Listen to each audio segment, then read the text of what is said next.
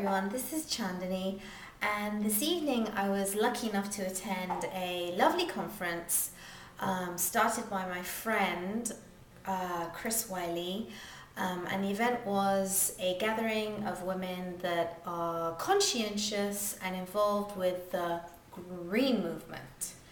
Green movement infers environmentalism, sustainability, eco-conscious community,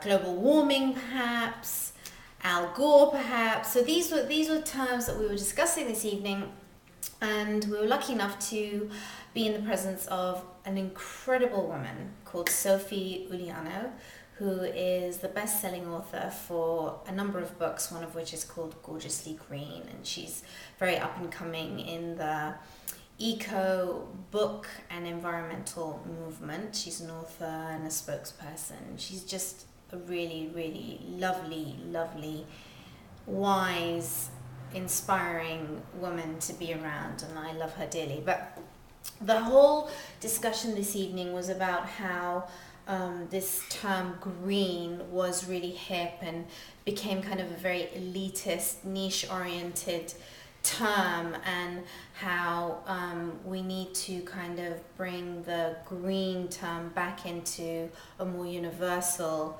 climate. And it kind of reminded me of why we started WeDharma. WeDharma was created to allow the unification of certain conscious traditions of the East and the West as a prototype for the new, modern, liberated human being.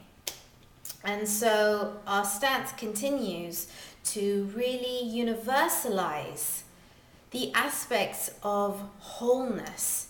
You don't have to be a hippie to feel whole. You don't need to be an environmentalist to adhere to green principles and practices in the world. You don't have to be a yogi to be able to stretch your body and get in touch with your breath. You don't have to be a musician to appreciate music.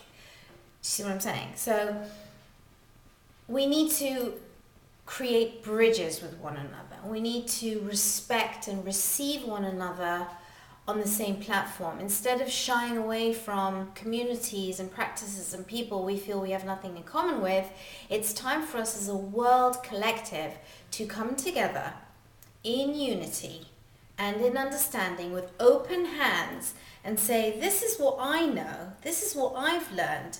What have you learned? What have you gained? What can you share? And if we have open arms towards one another, if we can allow ourselves to be open and confident from a really intrinsic place. Our confidence should well from a place of sincerity and self-love. If we can do that for one another, we'll be able to progress in this world and have environmentalism and have sustainability and have eco-conscious community and have political solidarity. We can have all those things, but it all begins with us. It all begins with the way we open our hands towards one another and say, yes, I see you, I hear you, this is who I am, and I respect who you are. Let's hold hands and learn from one another.